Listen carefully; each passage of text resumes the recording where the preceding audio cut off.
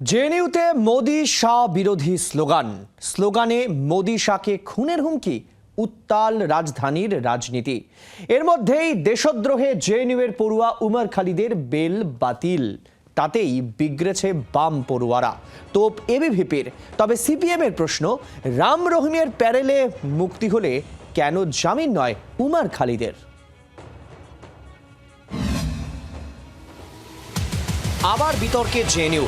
দিল্লির জওহরলাল নেহরু বিশ্ববিদ্যালয় বা জেএনইউতে নরেন্দ্র মোদী এবং অমিত শাহের বিরুদ্ধে স্লোগান।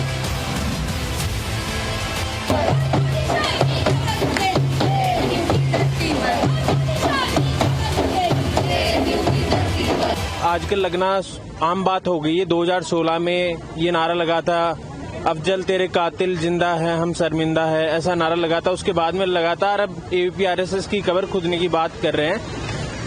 ये वही एबीपी है या आरएसएस है जिसके 60 लाख से ज्यादा मेंबर्स हैं। क्या वो उन 60 लाख लोगों की कबर खोदने की बात कर रहे हैं, या फिर ये जो आरएसएस के जो लाखों करोड़ों स्वयं सेवक हैं ये उनकी कबर खोदने की बात कर रहे हैं? মোদী এবং শাহের বিরুদ্ধে স্লোগানে রেগে আগুন কেন্দ্রীয় মন্ত্রী গিরিরাজ সিং।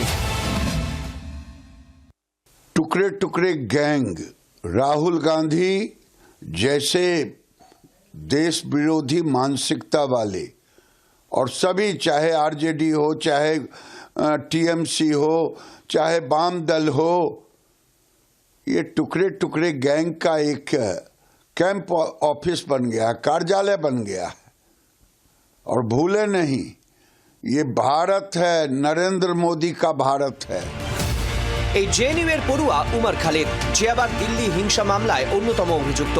উমর খালিদের জামিনের আবেদন সুপ্রিম কোর্টে খারিজ হতেই জেএনইউতে বিক্ষোভ দেখাতে শুরু করে সেখানকার বামপন্থী পড়ুয়ারা। এই রায়ের পরই সোশ্যাল মিডিয়ায় ভাইরাল হয়েছে উমর খালিদের সঙ্গিনী বোন জ্যোৎস্না লাহিড়ীর এক কথোপকথন, যা নেটিজেনদের একাংশের চোখে জল এনে দিয়েছে। শুনানির পর জেলবন্দি ছাত্রনেতার সঙ্গে সাক্ষাৎ করেন তার প্রেমিকা বোন জ্যোৎস্না লাহিড়ী। সেই পোস্ট অনুযায়ী উমর বলেছে, যারা জামিন পেয়েছে তাদের জন্য খুব খুশি। বোন জ্যোৎস্না উত্তরে বলে, আগামীকাল দেখা করতে আসবো জেলে। উমর জানায়, হ্যাঁ চলে এসো, এখন এটাই তো জীবন। পরিস্থিতি বলছে আপাতত হয়তো জেল মুক্তি হবে না উমর খালিদের। তাই কি স্পষ্টতই কঠিন বাস্তবকে মেনে নিয়েছেন উমর? তবে দেশদ্রোহী মামলায় এখনো দোষী সাব্যস্ত হয়নি উমর খালিদ। জেলবন্দি অবস্থাতেই চলছে বিচার। সিপিএম সাংসদ জন ব্রিটাস প্রশ্ন তুলেছেন, কেউ দোষী সাব্যস্ত না হয়ে জেলে, কেউ জোড়া যাবজ্জীবনেও বাইরে। 2020 সেপ্টেম্বরে ইউএপিএ ধারায় গ্রেপ্তারের পর অন্তত 7 বার জামিন বাতিল হয়েছে উমরের। অথচ গত 5 বছরে ওই মামলার বিচার প্রক্রিয়া এখনো শেষ হয়নি। কিন্তু স্বঘোষিত গডম্যান গুরমিত রাম রহিম 2টি খুন, 1টি ধর্ষণের মামলায় দোষী সাব্যস্ত হয়ে যাবজ্জীবন সাজাপ্রাপ্ত। সাজাপ্রাপ্তির পরে অন্তত 15 বার প্যারোলে জেলের বাইরে এসেছে রাম রহিম। তাও 1-2 দিনের জন্য নয়, 8 বছরে কমপক্ষে 400 দিন জেলের বাইরে মুক্ত জীবন কাটিয়েছে খুন ধর্ষণের সাজাপ্রাপ্ত এই আসামি। অনেকের মনেই প্রশ্ন। আইনজ্ঞ মহলের একাংশের মতে বিচার ব্যবস্থার মূল স্পিরিটই হল bail is natural, jail is exception. Bureau report, জি24 ঘন্টা।